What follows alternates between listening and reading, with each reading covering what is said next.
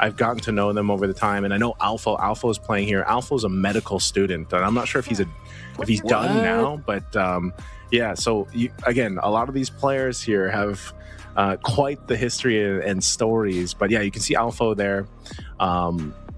And of course, Speedy. We're very familiar with Speedy, Rise Crim, Aizen. Nanos here, I think, might be one of the newer players for this lineup for E7. Yes, that's right. But yeah, definitely going to be a great matchup between two teams who have that mix of synergy and veterancy already built into their lineups. We gotta also have to look at the heroes now that we are starting the draft. And if you look back at what the heroes that Castle was known for, that should always be part of their conversation, is the Lapu-Lapu as well as the Arlet. We know that he has done so well with that Arlet. I'm not sure if it is a hero that teams have favored now in the X-Plane, especially after the patch. But what I do know about Arlet is that no matter what happens, it is very much playable. So I wouldn't be surprised if that is going to be the case. But of course, if the Lapu-Lapu is left open for VERSO, I don't doubt that they will pick it up first. Yeah, interesting that the Hayabusa is actually banned out here, right? Again, Hayabusa went through his own little nerf, if you will. I think the specialists out there will still quickly adjust to that. Like, they'll still be able to make the Hayabusa work. As we're nearly through this first phase, a whole lot of jungle bans being taken out though, so we could potentially just see the YSS contested for, or maybe those utility junglers that we've been already seeing pop up here. But knowing E7 and also the way that VERSO Time like to play, I don't know, man. I think they like to go ahead and just battle it out. So whatever's left open, I think regardless of if it's a utility hero or not, you're probably going to see a lot of team fights anyway, going for that more of aggressive approach. Kind of makes me think, when you talked about Team 5, a hero that came to my mind was Yu Zhong, and yeah, it is not banned in this match. It is open. If you are Axe, or if you're E7, I mean, you would prioritize picking that up, because if you give that to VERSO, I'm sure that Castle can play it. If you can play Art, you could probably play the Yu Zhong. Yeah. Don't forget they also like the Guinevere, man. That's who I was referencing, with the... they do like to play Guinevere from time to time. But yeah, like you mentioned, Yu Zhong's open. The Gattacacha is still there. There's a lot of good options right now, actually, based off of this. But I don't know what they're going to do here. Because, again, even this lineup, I'm not sure. Yeah, Justinian was their jungler in their recent tournament from what I was... So I'm not sure if they will still opt for some of those kind of unique hero picks, especially in the jungle, because Justinian was very impressive on that. But the Lapu-Lapu is secured and locked in for E7. We'll see what the answer is going to be here for VERSO Time. Yeah. Still feel like Yu Zhong's pretty good. Much better if you want to still go there. And then additionally, you want to pick up something like a Farsa. I was going to say a Farsa, maybe. Yeah, Farsa Yu Zhong would be a very good opener here for VERSO. Another option is the Kimi, which I felt like they also played well last time I saw them. Oh, Kalea's open. Kalea is the priority. Yeah, it was open. And yeah, it will be the priority now. I mean, maybe they felt like there's no way E7 will pick up both Lapu-Lapu and Yu Zhong the first phase. So they figured, yeah, let's pick up the Kalea. A good answer though for E7, as they have picked up the Gattacacha, which is a hero that you use up against compositions that has initiations like the Kalea. If you want to go in and initiate with the Kalea, you pick up the Gattacacha for Peel. Revitalize will be available. AOG, if ever, it will be a much, longer distance that you need to get onto. So really like the addition here for E7. Now they have to think about their jungler. No Hayabusa, no Lancelot. Do you want to pick up Joy or Haya? Oh no, they want to go Harith instead. Guess they're gonna wait. Like, what do you want against the YSS, Esmeralda. It's not locked in yet, but it could be. Okay, it's locked in. Esmeralda. Oh, man. Harith and Lapu-Lapu together in a team. If this Gattacacha were a Hilda, This Esmeralda will have so much of a good day today. But overall, with just up against Harith as well as Lapu-Lapu, you're already okay. You're not forced to pick up the Yuzhong yet because this Esmeralda can be played both in the EXP as well as the gold lane since you have the Yi Sun-Shir instead. I think this was a... You could argue that this is a mistake for E7 to drafting this Harith. At the same time, VERSO, they felt like there's no downside to picking up the Esmeralda Red 3. And a very nice back Shaban as well. Yeah, I'm wondering what... I mean, they didn't necessarily have to get that Harith now, you know, especially with the way that the bans went, but it's there, so they're going to have to play into it, especially against this Esmeralda against them. And I know we kind of contemplated, was the Esmeralda going to be in the XP lane or the gold lane? Well, that's one of the powers of Esmeralda right now. In the current meta, Yep. it still can be flexed, so that option is still there. And it also just depends on how VERSO Time decides to go ahead and build out the last two picks here. Now, one of the great things about this is, you know, you still have relatively good options open, even for the mid lane. Like, I'm surprised, unless the Farsa is going to be banned out, let the Farsa go through, because that provides you some pretty decent kill pressure. If VERSO Time does get the Farsa, having a Kalea Farsa like mid lane combo is deadly. You know, like that's almost like deadly. A easy kill, even on someone like a Gattacacho. If it doesn't, then you force out an Avatar of the Guardian or, you know, what have you. So that's not banned out. Not sure if they're going to prioritize that here on Red 4. Yo, dude, I was just going to say Lunox is the next best thing because it also is a flex pick. Red 4 Lunox. Dude, this is Team Liquid kind of drafting. Yeah. This kind of pattern, I've seen this before. And what you get from this is so much flexibility. This Lunox can be played in the gold or in the mid lane. Esmeralda can be played gold or XP. And now if you are E7, you're left guessing.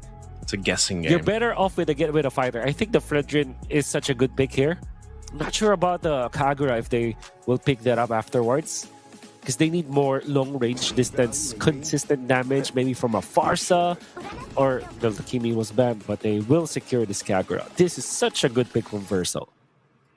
Man, I don't think it's gonna be a Masha, right? Okay, yeah, the Yuzhong's open. You might as well take it.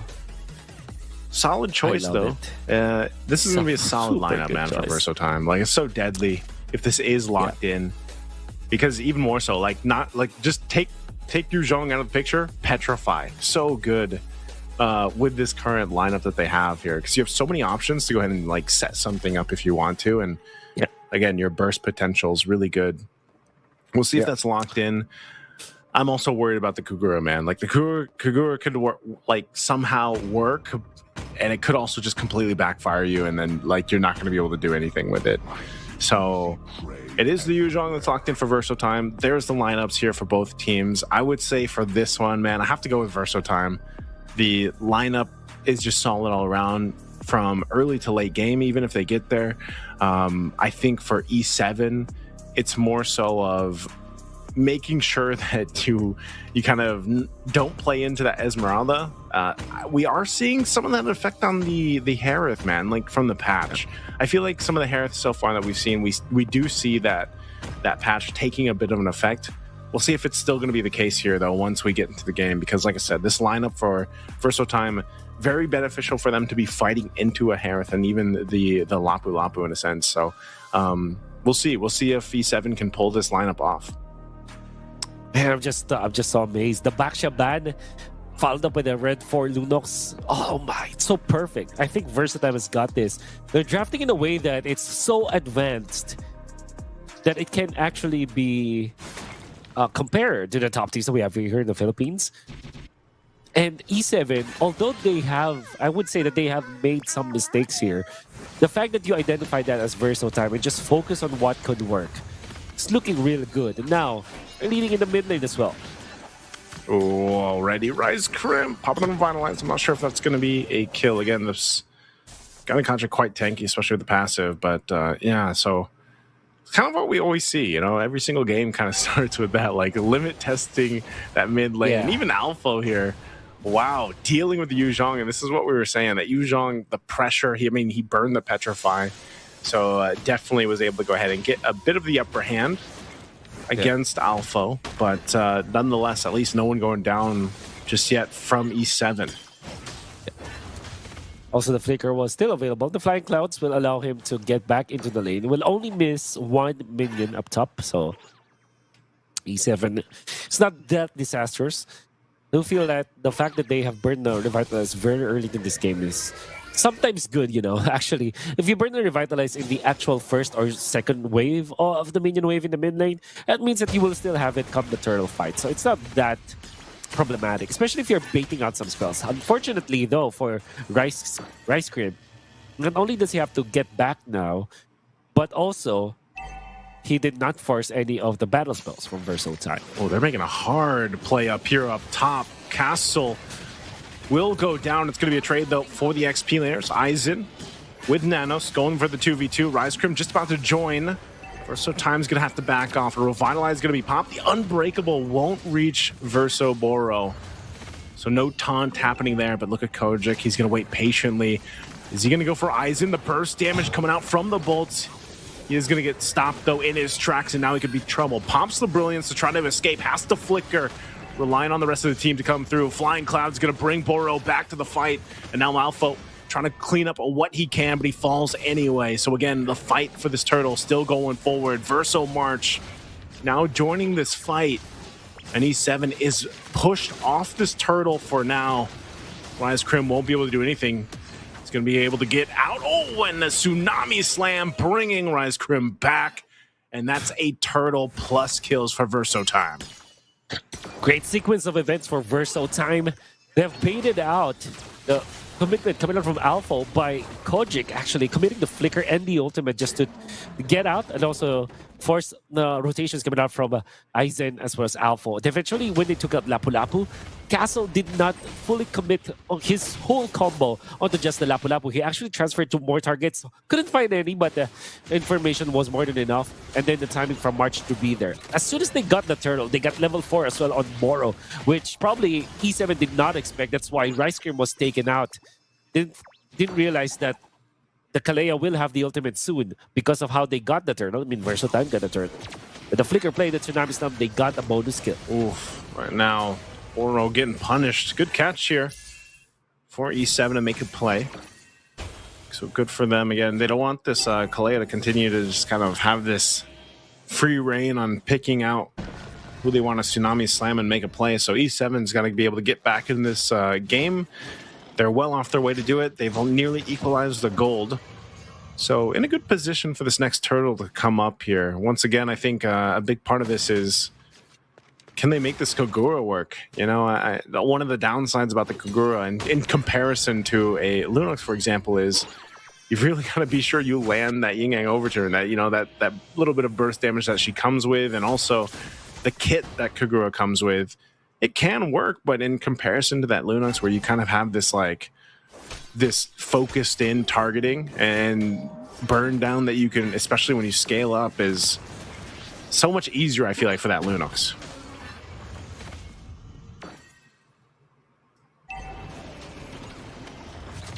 Next turtle up. Boro trying to get out of here once again. Doesn't want to get caught. The jump in, though, Castle is actually able to survive with the Black Dragon form. Now looking for more. Xeno joining the fight. There's Tsunami Slam towards the turret. Turret's going to help them out in this fight, too, as Rice Crim falls. 2 down for E7. Verso March makes his way up. Aizen's going to be the next to fall. That's 3 down. Double kill for Xeno. And now they'll go ahead and start up this turtle, ready to take it. Speedy, way too late. Just too late to this. He's actually going to go put pressure in the mid lane as another body falls for E7. So just trying to get something, but now Speedy could be in trouble. Pops the Purify. There's the fall, the star fall. And there it is. Again, Verso Time taking just everything they want. Turtle, top turret, now in the mid lane, going to be the focus. The timing is off here by E7 as they try to scrape up together and keep things from getting too out of hand. So at this point, we go ahead and push in these turrets. Surviving as well from the jump coming out from Nanos, dude. This Yuzhong from Castle has avoided death so much, and they turned it up. Oh, so well. They're getting so many bonus kills, I think, from E7, because I feel like E7 are just too anxious for getting kills, you know. Unfortunately, it does not work in their favor.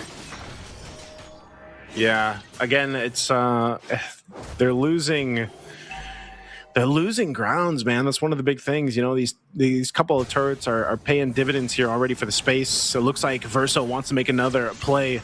Reviler is going to be caught. Xeno comes in from the backside. He's going for Speedy. Mount Shocker going to help him out, and now looking for Nanos. But here he is again. Is he going to Tsunami Slam? He does. He brings him back to the team. Eisen going to be in trouble. The 3v3. Meanwhile, there's a fight in the mid lane happening too. Eisen with a sliver of health. He doesn't escape Kojic, and now it's going to be Rise Crim next. They don't have enough burst to take down Rise Crim, but man, again, Verso time, a decisive team fight win. And they'll continue to put pressure here now in that tier 1 in the mid. Kojic is 1-0-6. The impact of this Lunox is so good for Verso time. He's supplementing the damage. All the while, Xeno is just chilling. He's just collecting assists and last hits. That's how good the life of the Yisengin is, and credits to the entirety of Verso time. The communication between them, their team fighting, and their chemistry is just off the charts. E7 could not match up, because if you look at how E7 are comboing their spells, their abilities, it's not looking good. They're not closing off on kills. Whereas for Verso time, not only are they getting away from the team fight, but they're also closing in on the kills. Yeah, fighting for this turtle now. They already used that conceal, so they're just trying to get the space. Tsunami Slam to bring back Rise Crim. He is gone in an instant. Zaman Force dropped down, but the Black Dragon form is going to go ahead and zone out the rest of E7. Objective not taken just yet. They're going to go clear out that mid. They wait for this Lord to come up in a couple seconds, so they'll just delay it out. Potentially getting the tier 1 turret. Look how stacked this Esmeralda is right now. Verso March, not a care in the world, dealing with these members of E7. They'll make their way for this Lord. It's going to be a free one for Verso time. Yeah. And already Verso as well as March, they're making additional plays right now. They don't get anything out of them because that's the good catcher anyways. I mean, they know the Lunox goes for the combo to get out of harm's way. And this is a good disengage for Verso time after the fact that they have taken the Lord, which will then lead to them get 6,000 kills. 6,000 gold as their lead right now. And the Flying Clouds as well, helping the Lunox to get back. Now Verso time are ready to fight once again. So I'm saying, man, that the Flying Clouds is... it can work against you, it can work for you. You know, if you're a team that's down, then yeah, you can get to the defense a little bit faster, obviously. But again, with E7, they're just not really much of a fighting chance here against Verso time right now, especially with this lineup hitting that power spike. Castle jumps in, putting the pressure onto the tier 2. It's going to go ahead and fall. An AOG, a big one, though, from Rise Crim. Finally, Speedy getting a kill. So E7 might have just found a little bit of breathing room. They still have work to do. The Lord still marching down that bottom side. Verso time playing with this big advantage, about 8,000 gold now. They'll still go ahead and take what they want from the jungle here. Nanos going to try to keep that shield up, trying to maintain that Lord. Boro actually goes down, but Alpha's going to be the trade. So right now, E7 fighting for these turrets. Lord finally taken care of. Some damage to that base turret in the bottom. But E7 actually holds on to a couple tier 2s for now until that wave pushes in up top. But still, despite the lead that Verso time had, E7 holds on. Yeah. After a very long time, that was the only positive trade that we've seen for E7. Items now available for Verso time. That's Radiant Armor for March. And look at him. Just man up against E7. All the while, Xeno was just hitting on the turret. This is how you know that the lineup is already very good in their favor. Now, fleeting time is also available for Boro, so that's also important to take note because there will be extended team fights between Verso time and E7. Especially because they have a lot of sustain on E7. Despite them, being down right now, there's still a respectable amount of regeneration from them and sustain. So that will mean that this fleeting time from Boro will be instrumental in the latter portions of the game, as it would mean that they will be able to consistently knock up and grab and snag members of E7. As long as, of course, they get a kill.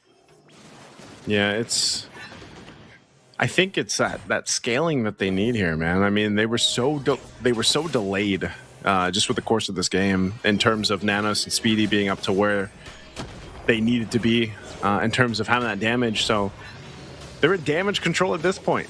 Maintain what they can, try to keep these base turrets as healthy as possible.